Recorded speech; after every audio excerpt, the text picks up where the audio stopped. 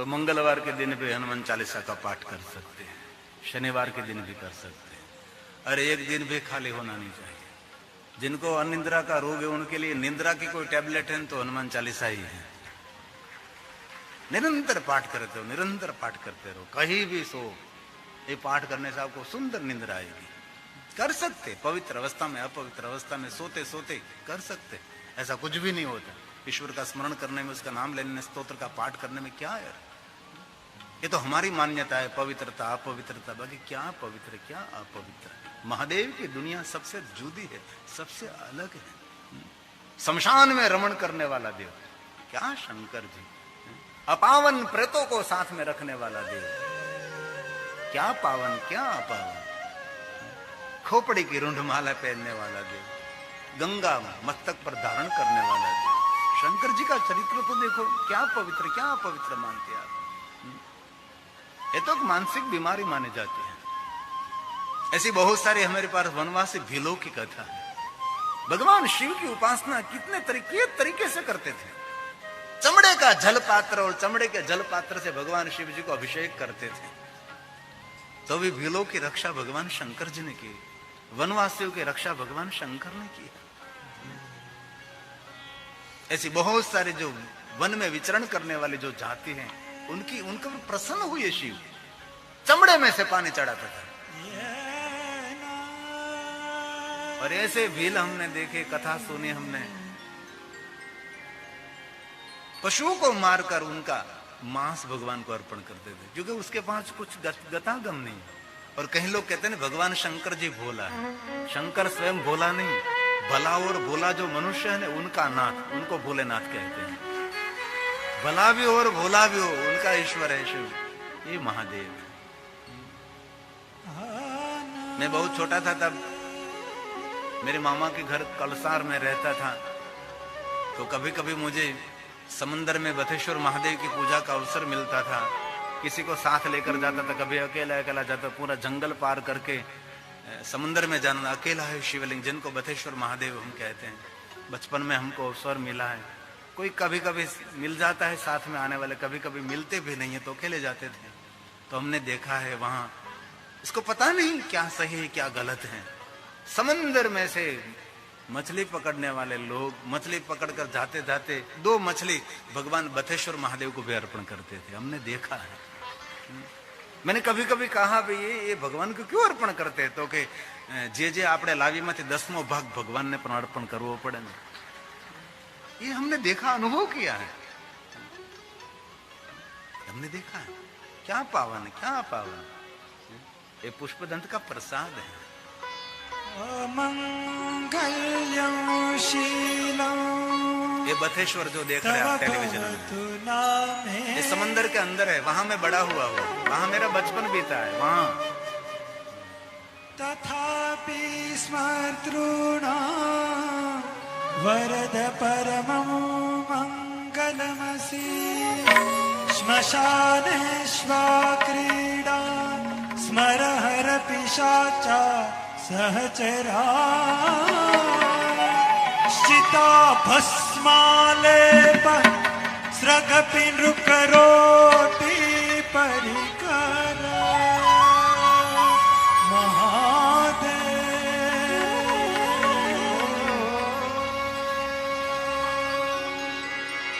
अंग विभूति गले मृंडमाला, शेषनाग लिपटा। हे महादेव हे महादेव हे महादेव। नागों का हार पहनने वाला, कालकुट नाम का जहर कंठ में रखने वाला, तीसरा नेत्र अग्नि ज्वालाओं से चमकता हुआ, बिच्छू का कुंडल ये शिव। भोलेनाथ दर्शन पायो महादेव। कभी पंचाक्षर मंत्र जाप न हो सके तो पंचाक्षर स्तोत्र का पाठ कर लीजिए। पंचाक्षर स्तोत्र का सिर्फ पाठ कर लीजिए, इसमें पूरी पूजा आ जाती है। मैंने बहुत बार कहा और फिर से कहता हूं, कभी शिव पूजा के लिए अलग अलग मंत्र स्तोत्र आपको कंठस्थ नहीं है तो पूरा पंचाक्षर स्तोत्र बोलकर शिव की पूजा कर सकते हैं, जो 5 अक्षरों से निर्माण हुआ। ये सुंदर महादेव के भक्तों के लिए आशीर्वाद स्वरूप स्तोत्र माना जाता है। इनमें से बहुत सारे शिव भक्त होंगे जिनको पंचाक्षर स्तोत्र कंठस्थ रहता होगा। ये महादेव को प्रणाम है, नागेंद्र है।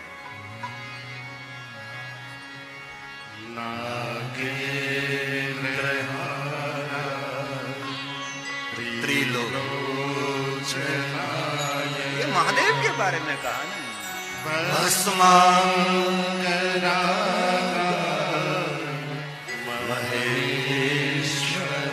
आगार, पूरे अंग पर भस्म भस्म भस्म भस्म आगार, जैसे नमक का आगार होता है। आगार मतलब समूह। और शिव महापुराण में एक बात बहुत सुंदर कही है, कोई योगी महापुरुष को सन्यासी को साधु पूरे अंग पर भस्म का लेप करते हैं, अथवा कोई भी कर सकते हैं, ऐसा नहीं कि सन्यासी कर सके, हम भी कर सकते हैं। पूरे अंग पर भस्म का लेप जो करता है पूरे अंग पर, तो भस्म का लेपन करने से क्या मिलता है मालूम? अंग में जितने छिद्र है इतने लिंगों की पूजा का फल मिलता है, ये भस्म के लेपन से। ये भस्म की महिमा है। भस्म लगाकर कभी भी अंग पर भस्म ना लगाओ, लेकिन कभी भस्म का त्रिपुंड करके बैठो, इतना आनंद मिलेगा। कभी टेंशन को, डिप्रेशन को, ऐसे ही अवस्था में आप हो गए हम, तब कुछ भी नहीं करना, चारों 32 अंग पर भस्म के त्रिपुंड करो और बैठो।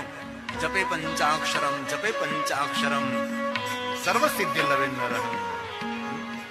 ये भस्म बड़ा विज्ञान है, भस्म कोई छोटी बात नहीं। भस्म की बिंदी ज्ञान को जागरूक करती है। भस्म का त्रिपुंड तापत्रय हरम, ये त्रिपुंड है भस्म का।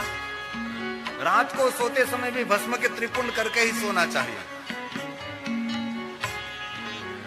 कभी दूषित सपना नहीं आएगा। ये मेरे बुद्धगिरी जी हैं, सालों से मैं देखता हूं ऐसी अवस्था में रहते हैं। थानापति जूनागढ़, ये महादेव के बारे में है।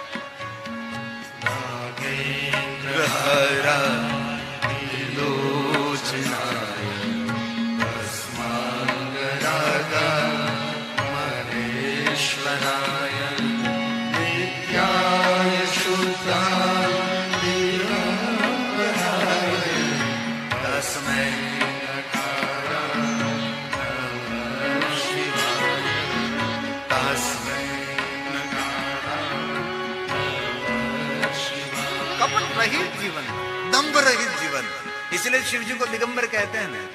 और एक बात दिल से कहूं, सही लगे बुरी लगे भले लगे पता नहीं, लेकिन महादेव का जो लिंग स्वरूप है उसको पीतांबर पहना देते हैं, उसको मुकुट पहना देते हैं, उनको पगड़ी पहना देते हैं, उनको फूलों से श्रृंगार कर देते हैं, दर्शन दिव्य लगता है। लेकिन जितना मेरा महादेव खुला लिंग दिव्य लगता है ना, इतना श्रृंगार दिव्य नहीं लगता। कहीं भी आप दर्शन के लिए जाओ, जो लिंग का दर्शन नहीं होगा तो संतुष्टि नहीं मिलेगी। इसलिए मेरे महादेव को श्रृंगार की कोई आवश्यकता नहीं है। श्रृंगार करते हैं लेकिन लिंग दर्शन की महिमा है ना। सुबह सुबह में आप जाओ तो बाबा दिगंबर अवस्था में बैठे हैं स्नान करके चकाचक, और रात को आप जाओ 10 बजे तो एकदम दिगंबर अवस्था में। ये दर्शन है ना शिव का। पीतांबर पहना दो, मुकुट पहना दो, पगड़ी पहना दो, सोने चांदी का आभूषण पहना दो, फूलों से ढक दो, तो लिंग का दर्शन नहीं होता ना। शिवलिंग में दिगंबर अवस्था में शिव सुंदर लगते हैं। महादेव का नाम है दिगंबर। दिगंबर हो तो ऐसा हो, वरदाता हो तो ऐसा हो। शिव को दिगंबर क्यों कहते हैं? कपड़ा नहीं पहनते इसलिए दिगंबर नहीं कहते।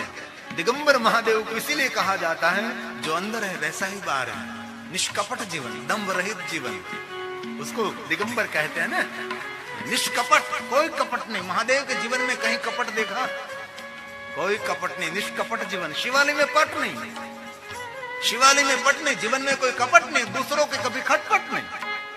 ऐसा निराला देव, निराला देव, निराली माया, निराला देव, निराली माया। क्या भगवान की माया है। इसलिए भगवान शंकर को हम दिगंबर कहते हैं। हम तो कितना पवित्राकरण करते हैं, पवित्र पवित्र करते रहे तो भी अपवित्र रहते हैं। वो कभी पवित्राकरण करता नहीं, भूतों के प्रेतों के साथ रहने वाला, तो भी निरंतर पवित्र हाथ में जल लेकर। पवित्रः पवित्रो वा सर्वावस्था। हे महाकाल महाकाल महाकाल। हाँ ये एक मिनट ध्रुव है, एक मिनट में भूलू ही पहले, एक मिनट પછી पवित्राकरण कर दो। एक मिनट, मुझे बहुत दिल से बात याद गई, मैं शाम को कहा था मुझे याद कराना। दुनिया में एक लोक वायका फैली है, ध्यान से सुनिए और संदेश फैलाइए, जन जन तक की बात पहुंचानी है। मैं जिम्मेदारी लेकर आया हूं उज्जैन से। महाकालेश्वर मंदिर पुजारियों ने मुझे जिम्मेदारी सौंपी है, बापू ये काम आपको करना है। मैं भूल गया था, 8वां दिन आ गया। उज्जैन महाकालेश्वर की कथा में तो रोज मैं बोल रहा था, लेकिन यहाँ में थोड़ी सी बात मुझे दिमाग में से निकल गई। फिर से मुझे शाम को याद दिलाया, जो भारतीय परिवार आए थे सभी उज्जैन से, दशनाम समाज के अग्रणी जब आए थे, उसने मुझे याद दिलाया कि बापू ये बात आपने नहीं की है कथा में। तो मैं कहना चाहता हूँ कि मुझे गलतफहमी दूर करनी है दुनिया में। मुझे जिम्मेदारी लेकर आया हूँ कि मैं करोड़ों लोग तक ये सही बात में पहुंचाऊंगा। सारी दुनिया के मन में ये बात है कि सुबह में महाकालेश्वर महादेव की पूजा में जो भस्म आरती हो रही है वो शमशान की भस्म है। सारी दुनिया ये बात जानते हैं, लेकिन वहां के पुजारियों ने मुझे बताया, सब कुछ दिखाया और प्रमाण दिखाया। भूत और भविष्य पहले से लेकर अभी तक कभी शमशान की भस्म महाकालेश्वर को चढ़ी ही नहीं। एकदम गलत बात है वो, एकदम झूठी एक लोक वायका हो गई। सभी पुजारियों ने मिलकर मुझे कहा कि आपको ये काम करना है, लोक तक ये संदेश पहुंचाना है। वहां स्पेशल भस्म निर्माण होती है, वहां भस्म की धूनी है। ये भस्म की धूनी के लेकर इस भस्मों से भगवान शंकर जी को भस्म आरती होती है, गाय के गोबर में से बनती है। विधिवत जिन भस्म का नाम है शिवाग्नि जनित भस्म, शिवाग्नि जनित भस्म से भगवान शंकर जी की भस्म आरती होती है। इसलिए सुबह की जो भस्म महादेव को चढ़ती है वो महाकालेश्वर में शमशान की भस्म नहीं है। एकदम झूठी बात, गलत बात है। इसीलिए आपको भी सबको कहना है कि ये बात गलत है, ये बात गलत है, झूठी बात है।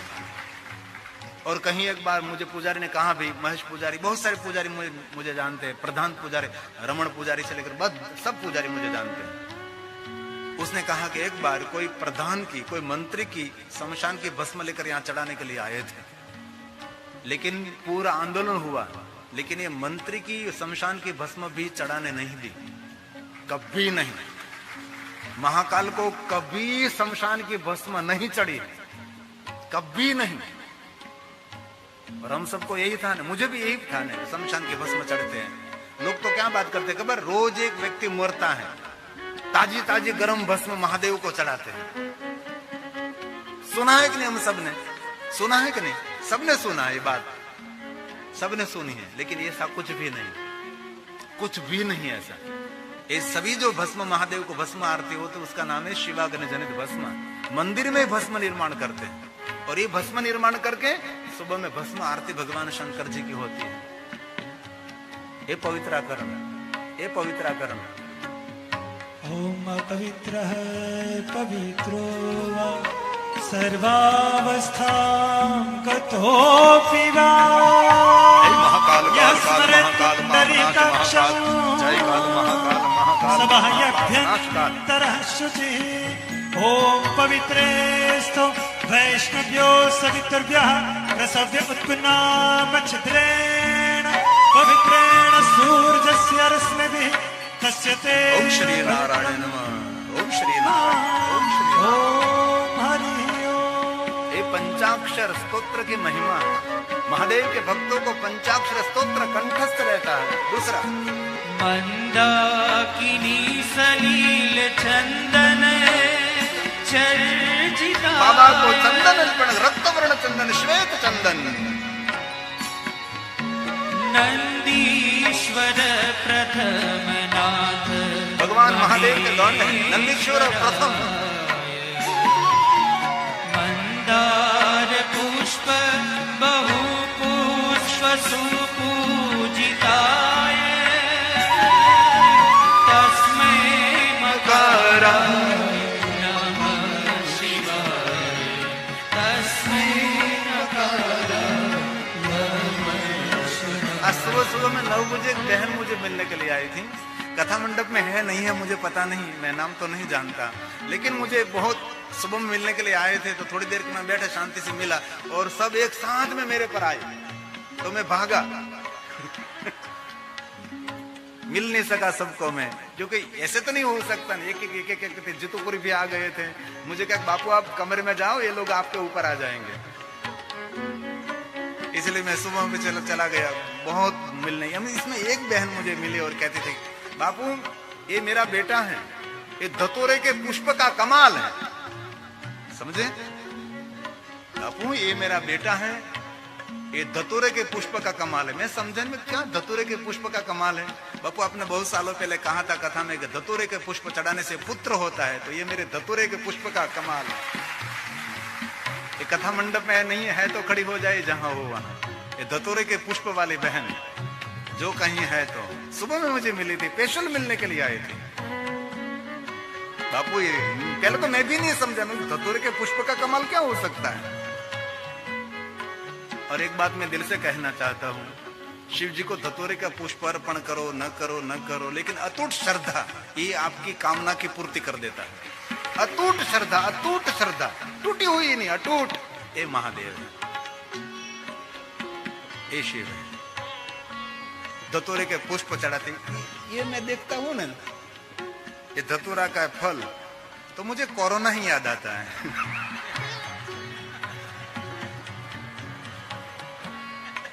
ये कोरोना जैसा लगता है, जैसा था कोरोना, निरंतर घूमता, टीवी में कोरोना ही घूमता था, लगातार कोरोना कोरोना कोरोना, ऐसा कोरोना होता है, ऐसा होता है कोरोना। टीवी में खबर ना, कोरोना समय में सामने टीवी खोलो, कोरोना कोरोना ऐसा घूमता था। तो मुझे लगता है कि कोरोना की दवा इसमें भी छुपी होती रहती, क्या मालूम आपको? लगता है ना कोरोना जैसा। तो अब कोरोना का फल महादेव को अर्पण करता हूं। कोरोना का फल, ये कांटे होते हैं ना उसके। आइए स्तोत्र नंबर 3।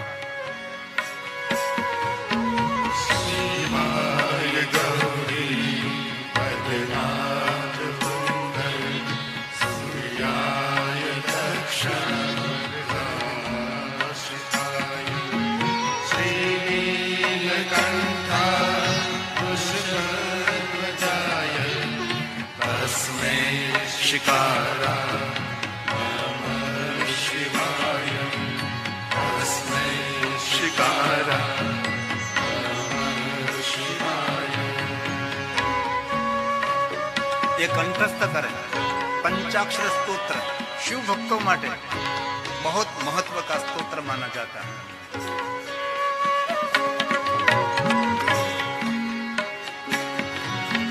वशिष्ठ कुंभो गौतमार्य मुनीन्द्र देवा चित शेखराय चंद्रार्कवेश्वा नरलोचनाय तस्मै वकाराय नमः शिवाय, तस्मै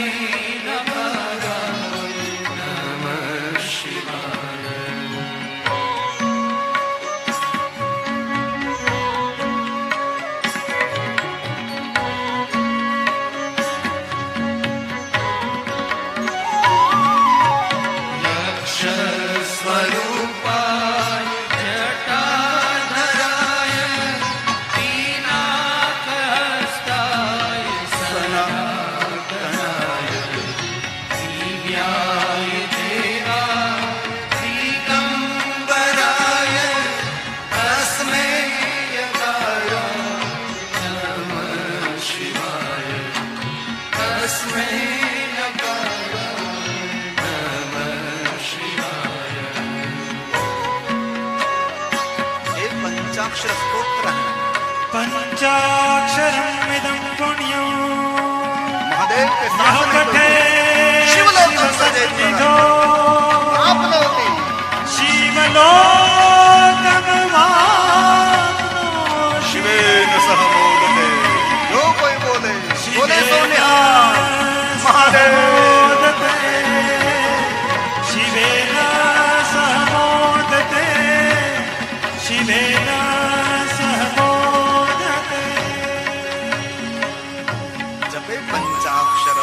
जपे पंचाक्षरम जपे पंचाक्षरम जपे पंचाक्षरम।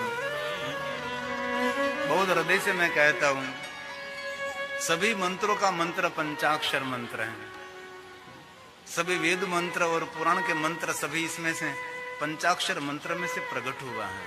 और एक बात मैं बहुत हृदय से श्रद्धा के साथ कहता हूं, इस दुनिया में पंचाक्षर मंत्र ओम नमः शिवाय मंत्र से कोई बड़ा मंत्र नहीं है और महादेव से कोई महान देव नहीं है। चारों कैसे? जब तक मुझ में ये मंत्र, आदि मंत्र, मूल मंत्र, महामंत्र, श्रेष्ठ मंत्र, सर्वोपरि मंत्र है। सभी मंत्र सदगुरु के मुख से लेना पड़ता है, लेकिन पंचाक्षर मंत्र ओम नमः शिवाय मंत्र को सदगुरु के मुख से नहीं लिया है तो भी इस मंत्र का जाप कर सकते हो। और एक बात दिल से कहता हूं, ये मंत्र कभी निष्फल नहीं होता। ये मंत्र सफलता ही सफलता देता है, कभी फल रहित ये मंत्र नहीं है, फल के साथ जुड़ा हुआ मंत्र है। ये बहुत सारे बच्चे बच्ची विद्यार्थी मुझे मिलने के लिए आते, तो मैं कहता हूँ बेटा जीवन में माला माल कमाल करनी है तो एक माला पंचाक्षर की करो, दुनिया जीतोगे आप। एक माला सिर्फ पंचाक्षर की, ओम नमः शिवाय, ओम नमः शिवाय, दुनिया जीत जाओगे आप। ये देवताओं का इष्ट मंत्र, ब्रह्मा का इष्ट मंत्र, श्री हरि विष्णु का इष्ट मंत्र, राम का इष्ट मंत्र, कृष्ण का इष्ट मंत्र पंचाक्षरम ओम नमः शिवाय, ओम नमः शिवाय, ओम नमः शिवाय। नमो नहीं, ओम नमो शिवाय नहीं, ओम नमः शिवाय नहीं, ओम नमः शिवाय। कहीं लोग तो ओम नमक शिवाय, नमक क्या नमक? ओम अउम नमः शिवाय, ओम नमः शिवाय। ये हमारा सबका इष्ट मंत्र है, शिव भक्तों के लिए श्रेष्ठ मंत्र है, सबके लिए श्रेष्ठ मंत्र है, सभी कामनाओं की पूर्ति करने के लिए मंत्र है। हलता चलता व्यस्ता उठता खाता पीता ऊँगता जागता, पवित्र अवस्था में अपवित्र अवस्था में, घर में वन में शमशान में, कोई भी अवस्था में अंतिम श्वास तक निरंतर जपे पंचाक्षरम जपे पंचाक्षरम जपे पंचाक्षरम। अत्रि और अनसुया समझाने लगे कि क्यों झगड़ रहे हो आप, एक पति की पत्नी, एक पिता की पुत्री, हमारे आश्रम में बोलो नहीं, मन में कामना करो, कामना पूर्ण हो जाती। ये साधना से भरा हुआ आश्रम है। अत्रि के आश्रम में साधन कम थे लेकिन साधना भरपूर थी। और घर में भी ऐसा ही होना चाहिए ना। घर में साधन भले कम हो जीवन जीने के लिए, लेकिन साधना भरपूर होनी चाहिए। और मैं दिल से कहता हूं, बड़ा राजमहल हो, साधन बहुत है लेकिन सुख नहीं होगा। लेकिन झुपड़े में रहता हूं, साधन का अभाव है लेकिन साधना भरपूर है, तो दिव्यता, आनंद आठवें पोर आनंद मिलेगा। इसलिए साधन से भी साधना बहुत जीवन में महत्व। ये अत्रि महाराज के शब्द है, अनसुया जी के शब्द है। तो भी निरंतर कलेश कलेश कलेश। जिनके घर में कलेश रहता है घर बर्बाद हो जाता है। मैंने बहुत घरों को देखा, सब खत्म, रोग शोक, जमीन जागीर सब कुछ खत्म हो जाए। सुबह सुबह में कलेश, सुबह सुबह में कलेश। पति पत्नी सुबह सुबह में झगड़ते हैं, सासुओं सुबह सुबह में झगड़ती है। क्या यार कोई जिंदगी है? जिंदगी कितनी अनमोल है। एक पल पल दुनिया के करोड़ों रुपया दे दो नहीं मिलेगी। इसलिए जीवन को समझने का प्रयास करें यार। जीवन कट रही, मोबाइल में तो बैलेंस खाली हो गया तो दूसरा बैलेंस करा सकते हैं, लेकिन ये समय का बैलेंस खाली हो गया। राम नाम सत्य है। इसलिए जीवन को पल पल माने, पल पल जीवन को समझे। कितना व्यर्थ समय हम गंवा देते हैं। जीवन में एक पल की भी फुर्सत नहीं होनी चाहिए। कई लोग कहते ना मुझे नींद नहीं आती, अनिंद्रा का रोग है। पढ़ो, रात को पढ़ो, किताब पुस्तक पढ़ने से कहां से नींद आती मालूम भी नहीं रहता। लेकिन टीवी के सामने ये रिश्ता क्या कहलाता है, तो रिश्ता कहां से नींद आ पाएगा आपको? ऐसा बुद्धू बचका देकर सो जाते हैं। रात को अंत समय जो आप देखते हैं वही मानस पट पर निरंतर रहता है। इसलिए सोए कैसे? हमारे ब्रह्मलीन नौकरी बाबा कहते थे कि सोने से पहले बिस्तर पर बहुत प्रेम से भरा हुआ आंख घुमाओ, बहुत प्रेम से। जैसे व्यासपीठ बैठने पहले व्यासपीठ को हम ऐसा करते हैं, उसको प्रेम करो। और एक बात कहूं, जिन चीज वस्तु को आप आदर से प्रेम से उनको स्वीकारते हैं इतनी बहुत मिलती है। जो चाहिए उनका आदर करें, जो मिला है उनका बहुत आदर करें। लेकिन जो मिला है उनका कोई मूल्य नहीं मिला, उनके लिए हम निरंतर निरंतर घूमते फिरते रहते हैं। एक पल की फुर्सत कभी निवृत्त नहीं रहना, काम काम काम काम। सुबह से उठो वहां से, इतने समय प्राणायाम करने, इतने में योग करना, कसरत करना, व्यायाम करने, सुबह में 1 मग का पानी पीना, ये पीना, ये पीना, ये करना, सुबह से लेकर एक एक पल पल पूरा टाइम टेबल होना चाहिए। कितने घंटे सोना चाहिए? 4 घंटे। हम कभी 5-6 घंटे सोए ही नहीं, 4 घंटे सोते हैं। क्योंकि सोने वाली जिंदगी तो मरी हुई होती है ना, वो तो मरी हुई, आंख बंद हो गई, कितना समय निकल गया पता नहीं रहता। इसीलिए तुम दरवाजे खिड़की अंदर से बंद करके सो जाते हैं ना, क्यों? मरा हुआ है ना, इसलिए अंदर से बंद कर सो जाते हैं, क्योंकि इस समय आदमी मनुष्य मरा हुआ है। 26 ने मिलकर दक्ष महाराज के पास गए, पिताजी को कहा कि पिताजी, चंद्र रोहिणी को जितना आदर सत्कार करता है इतना हम सबको नहीं मिलता है। परिवार में अन्याय हो रहा है, बहुत गलत हो रहा है। दक्ष महाराज को भी बुरा लगा कि मैंने चंद्र को संस्कारी समझकर मेरी पुत्रियों का दान किया था, कन्यादान, वो तो असंस्कारी निकला है? और शिव महापुराण में शिव पार्वती विवाह के प्रसंग में लिखा है, कोई भी पिता अपनी पुत्री को अयोग्य वर के हाथ में देता है तो इस बाप को पुत्री हत्या का पाप लगता है। मेरी बात समझें, कोई भी पिता अपनी पुत्री को अयोग्य पति, जिनमें योग्यता नहीं है, ऐसे पति को जो अपनी पुत्री का कन्यादान करेंगे तो ये बाप कन्याघाती कहलाता है। आपकी कन्या के योग्य कोई पति हो उसको कन्यादान करना चाहिए, ये पूरा विवरण है। कभी अवसर मिले तो शिव महापुराण पार्वती खंड में ये सब है। कन्यादान किसको करना चाहिए?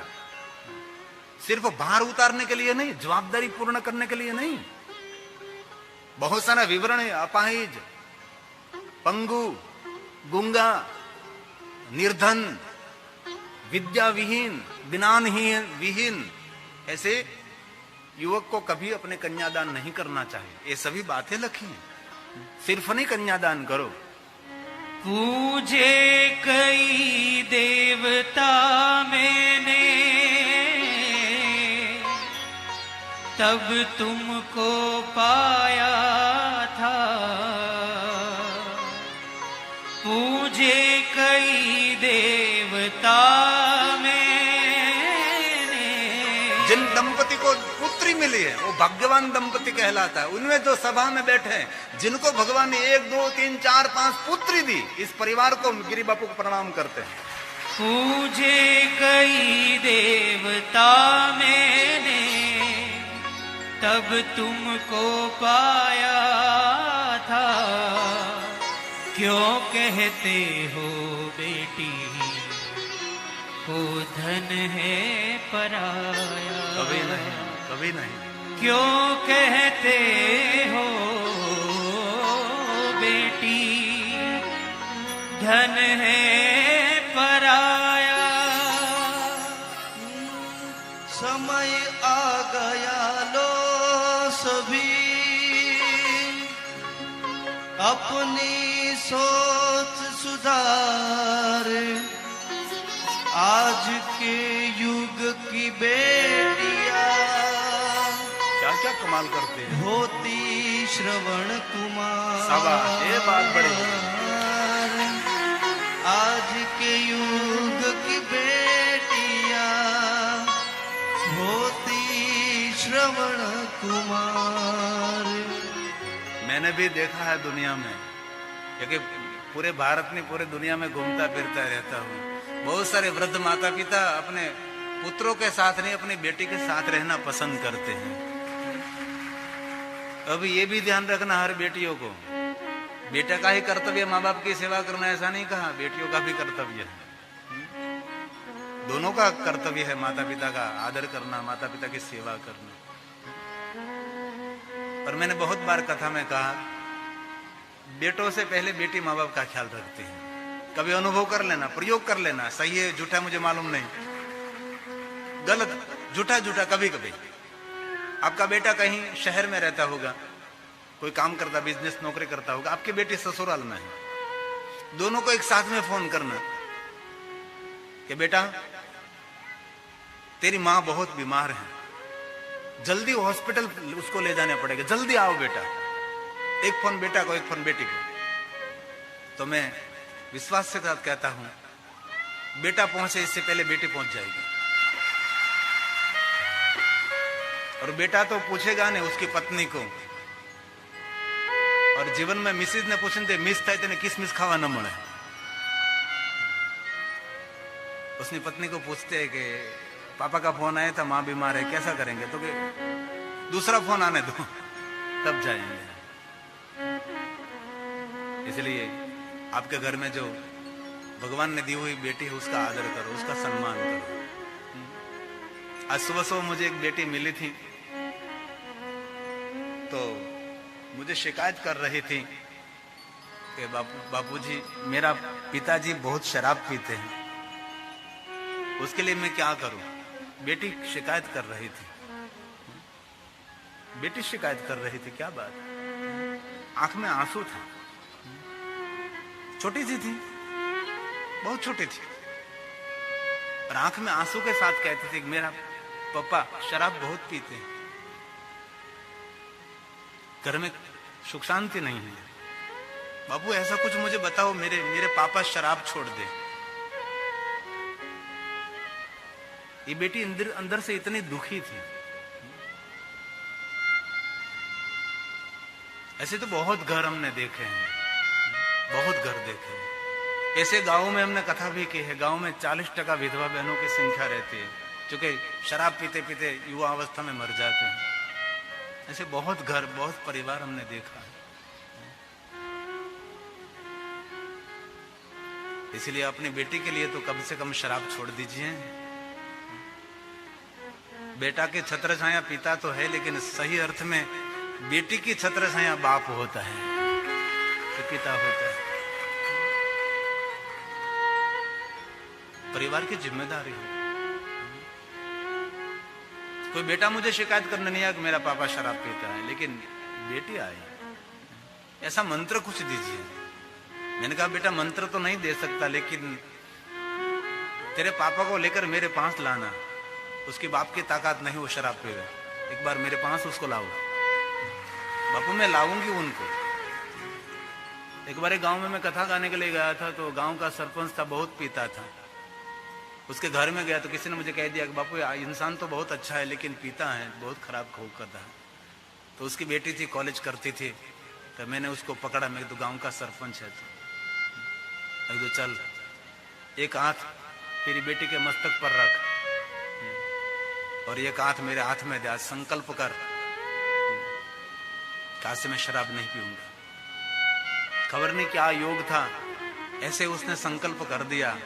आज इतना धनपति और प्रतिष्ठित व्यक्ति है। भगवान शिव की पूजा में विभिन्न चीज़ों को चढ़ाया जाता है, जिससे पूजा का पूर्ण फल मिल सके। ऐसा माना जाता है कि शिव जी अपने भक्तों की श्रद्धा से प्रसन्न होते हैं, उनकी समस्त मनोकामनाएं पूर्ण करते हैं। शिव जी को कुछ ऐसा विशेष फूल और पत्तियां अति प्रिय हैं, और यदि आप उन्हें शिव पूजन में चढ़ाती हैं तो आपको पूजा का पूर्ण फल मिलता है। ऐसे ही फूलों में एक है धतूरा के फूल। इन फूलों का उपयोग शिव मंदिरों में शिवलिंग की सजावट के लिए भी किया जाता है। मान्यता है कि इस फूल से भगवान शिव अत्यंत प्रसन्न होते हैं और जल्दी मनोकामनाओं की पूर्ति करते हैं। शिव जी को धतूरे के फूल क्यों चढ़ाए जाते, इसका क्या महत्व है? तो भक्तों शास्त्रों के अनुसार माना जाता है कि भगवान शिव को प्रसन्न करना और उनका आशीर्वाद प्राप्त करना बहुत आसान है। भगवान शिव जंगल में मिलने वाले विभिन्न फूलों और पत्तियों से तुरंत प्रसन्न हो जाते हैं। यही वजह है कि उन्हें प्रसन्न करने के लिए शिवलिंग पर बेलपत्र, भांग की पत्तियाँ और धतूरे के फूल का ज्योतिष महत्व और फल चढ़ाए जाते हैं। मुख्य रूप से धतूरा का फूल शिव जी को प्रसन्न करने का मुख्य स्रोत माना जाता है, और जो भक्त उन्हें यह फूल चढ़ाता है उसकी मनोकामनाएं पूर्ण होती हैं। भगवान शिव ने समस्त सृष्टि को विनाश से बचाने के लिए समुद्र मंथन के दौरान निकाले हलाल विष को अपने कंठ में धारण किया था। ज्योतिष मान्यता है कि जब भगवान शिव ने विष पिया तथा धतूरा उनकी छाती से निकला। चूँकि धतूरा का फल जहरीला माना जाता है और इनकी उत्पत्ति भगवान शिव से हुई है, इसी वजह से शिव जी को प्रसन्न करने के लिए धतूरा का फूल उन्हें अर्पित किया जाता है। धतूरा का फूल इस बात का प्रतीक माना जाता है कि भगवान शिव अपने भक्तों की समस्त नकारात्मक शक्तियों को स्वयं में समाहित कर रहे हैं, जिससे भक्तों को कष्टों से मुक्ति मिल सके। ऐसी मान्यता है कि धतूरा का फूल भगवान शिव को चढ़ाने से शिव जी में कंठ में एकत्रित विष के प्रभाव को शांत करने में मदद मिलती है, और यदि आप शिव को धतूरा का फूल चढ़ाती हैं तो जीवन की समस्याओं से मुक्ति मिलती है और दुश्मनों में विजय प्राप्त करने में मदद मिलती है। धतूरा के फूल के प्रभाव से भक्तों को आर्थिक समस्याएं दूर होती हैं। धर्म शास्त्रों के अनुसार भगवान शिव को सफ़ेद फूल अत्यंत प्रिय और धतूरा का फूल जैसे भी सफ़ेद होता है, इसलिए यह शिव जी को अत्यंत प्रिय है। एक धार्मिक मान्यता के अनुसार ऐसा कहा जाता है कि यह फूल जहरीला होता है, इसलिए हर जगह इसका तिरस्कार होता है। यही वजह है कि यह शिव जी को सहर्ष स्वीकार होता है और वो इससे प्रसन्न होते हैं। ऐसा माना जाता है कि धतूरे का फूल शिवलिंग पर चढ़ाने से मानसिक शांति मिलती है और मन की कड़वाहट भगवान से दूर करते हैं। इस फूल को शिवलिंग पर चढ़ाने के सकारात्मक प्रभाव की वजह से मन प्रसन्न रहता है और भक्तों को उनकी पूजा का विशेष फल मिलता है। सफ़ेद रंग का ये फूल शिव जी को प्रसन्न करना और भक्तों की मनोकामनाओं को पूर्ण करता है। तो भक्तों, कैसी लगी आपको आज की ये कथा? कमेंट बॉक्स में ज़रूर बताएं। ऐसी कथाएं सुनने के लिए हमारे चैनल डिस्कवरी और धर्मा को सब्सक्राइब जरूर कीजिएगा। यहाँ पर रोज़ शिव पुराण की एक नई कथा लेकर आते हैं, तो भक्तों हमारे चैनल को सब्सक्राइब किए बिना मत जाइएगा और कमेंट बॉक्स में हर हर महादेव अवश्य लिखें। हाइप का बटन भी अवश्य दबाएं, जिससे हमारी वीडियो ज़्यादा से ज़्यादा लोगों तक पहुँच सकें। तो भक्तों, अगर आपको ये वीडियो पसंद आया हो तो चैनल को सब्सक्राइब और वीडियो को लाइक अवश्य करें। राधे राधे, हर हर महादेव।